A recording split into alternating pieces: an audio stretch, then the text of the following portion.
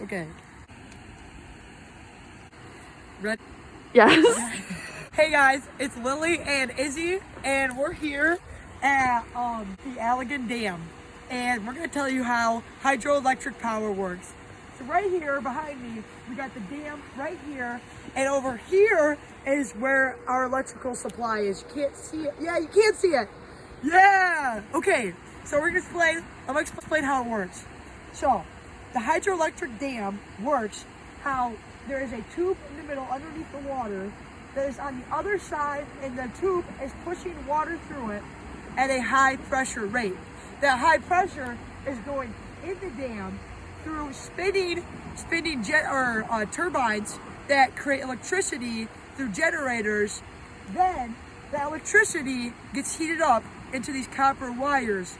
Then it is brought through wires up into the electrical place. And that's how the electricity is done.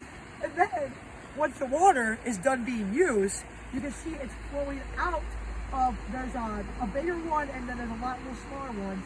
And then it's just the water that is being used right now for the electricity. So all this water right here, that has all been used as a renewable resource as energy.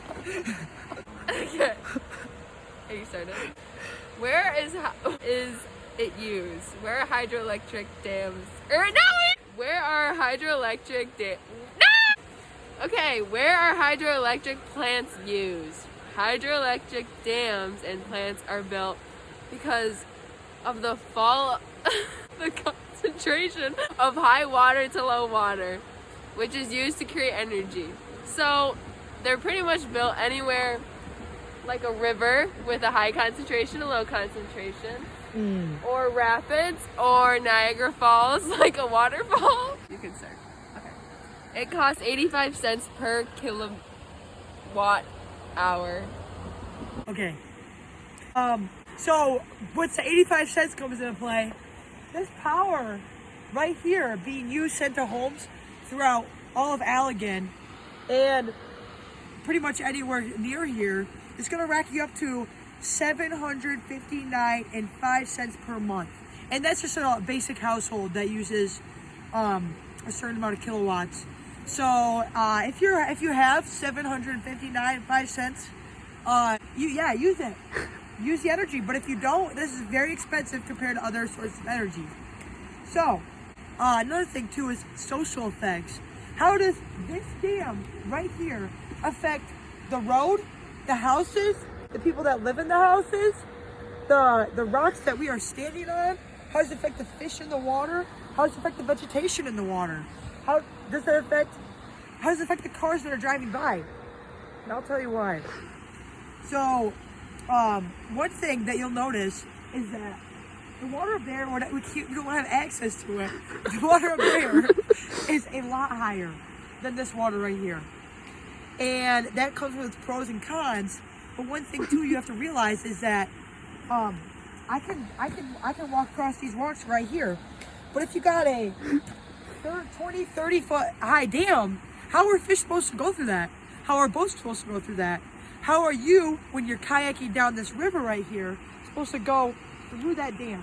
The answer is you can't. You can't go through it. So that is one thing that affects right here. Another thing, fish. Fish right here, the fish right here, there are no fish that you can see, but the fish right here are living a total different life than the fish up there.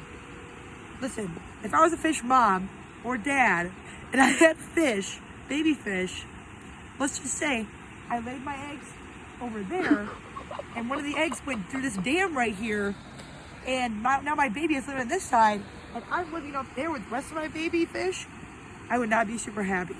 So this is totally going to affect the fish and everything living inside this and up there. And yes, I'm done. I have the future left. Why is hydroelectric power so good? Why am I right and why is Lily wrong? Wrong. One thing that it provides is instant power. The power it generates immediately goes to the grids over there. So it's a good source of backup energy. That's always good. Another thing is it's very low cost because, well, we're using water. That's a third reason why it's so good, because we're not going to be running out of water anytime soon. Very environmental friendly. We're not making a lot of like coal emissions because we're just using water. Where's it going? Okay, guys, I'm gonna explain to you why this is bad. This has a lot of negatives, and with dams being everywhere in the United States and really anywhere in the world with a water supply, really there is a lot of land to be taken up by this dam. And obviously the river, the water resource, the lake, the waterfall, whatever you're using is going to be used up for this purpose. And I'm going to tell you why that's bad, guys. Because, listen, the Hoover Dam, think about where that is. You Nevada. Yes. Think about Nevada, think about out west. There's a lot of native land there. And native land to indigenous people is being taken up. Is being taken up by dams, guys. And listen, we have coal, we have fossil fuels, we have solar, we have so many alternatives. But this right here is going all the way over west to be taken up. I mean, it is a source of energy. Will keep our homes heated and that kind of stuff. But you also must realize that land is being taken up. Well, we could have alternatives. So that is one reason why indigenous people should have the land that they deserve. Another reason, guys, is let's think about the fishermen here, right? Now, there's a kayak launch about 50 feet that way, right? Now, let's just say I want to get over up here, guys. Guys, think about all the extra work that is needed when you're kayaking over here to where you want to get upstream. Think about the recreation involved, guys. It is almost a whole nother river compared because of the dam. That is a whole nother thing. Another thing is mercury. When this was placed, all that vegetation underneath is going to be released, and there's going to be mercury released.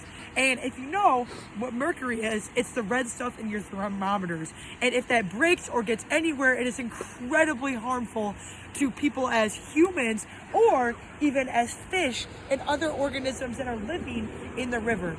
So listen, when that vegetation is released, the oxygen is released, the mercury through all of this building process is going to be released into the river right here, and then it's going to be harmful to the fish and organisms living in the river. Another reason is it's cold, it's snowing. The river might freeze up. And I know that might be a little much, but listen, the water up there is going to slow down tremendously compared to the water flowing right here, because you got all that water flowing out, and that water is being out because it's highly pressured and because of those turbines, guys. But that water up there is going to be all up there. It's going to slow down, and you know what? We might even get flooding in the summer. That is another reason why this is not the best idea. But going back to the river freezing over, how are you supposed to get electricity through flowing water when there's no flowing water? Okay? There's going to be a whole nother negative to this.